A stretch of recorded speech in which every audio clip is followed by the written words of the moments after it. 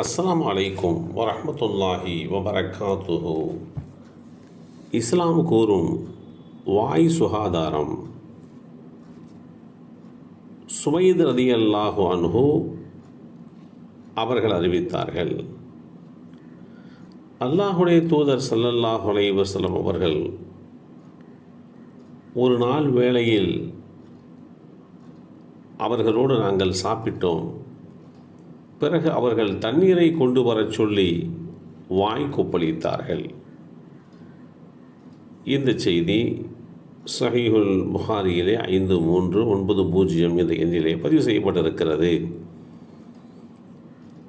சாப்பிடுவதற்கு முன்பாகவும் வாய் கொப்பளித்து கொள்ள வேண்டும் என்றும், சாப்பிட்டு முடித்ததற்கு பின்பாகவும் வாய் கொப்பளித்து கொள்ள வேண்டும் என்றும், வாய் வழி சுகாதாரம் அது எந்த அளவிற்கு முக்கியத்துவம் வாய்ந்தது என்பதை இஸ்லாம் தெளிவுபடுத்தியிருக்கிறது. வாய்வழி சுகாதாரம் என்பது ஒருவருடைய வாய்வழி குழியை சுத்தமாகவும் நோய் மற்றும் பிற பிரச்சனைகள் இல்லாமல் நல்ல சுகாதார பழக்க வழக்கங்களை கடைபிடிப்பதன் மூலமாகவும் நடைமுறைப்படுத்தப்படுகிறது. உலகில் மிக பழமையான மருத்துவ முறைகளில் ஒன்றான ஆயுர்வேத மருத்துவத்தில் பெரும்பாலான நோய்களுக்கு சிகிச்சை முறைகள் உள்ளன.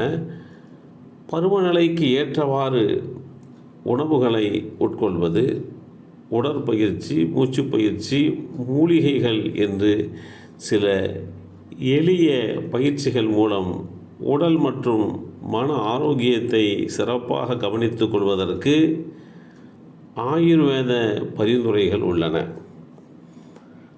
அந்த வகையில் ஓரல் ஹெல்த் என்று சொல்லப்படுகின்ற பற்கள் மற்றும் வாய் ஆரோக்கியத்திற்கான சிறந்த பயிற்சியாக எண்ணெய் கொப்பளித்தல், வாயிலே எண்ணெயை வைத்து கொப்பளித்தல் என்ற முறை பல நூற்றாண்டுகளாக வழமையில் உள்ளது என்பதோடு மாத்திரமல்லாமல் இதன் மூலமாக எண்ணற்ற பயன்பாடுகளை உடலியல் ரீதியாக ஒருவர் பெற்றுக்கொள்ள முடியும் என்பதை மருத்துவ ஆய்வுகள் தெளிவுபடுத்துகிறது.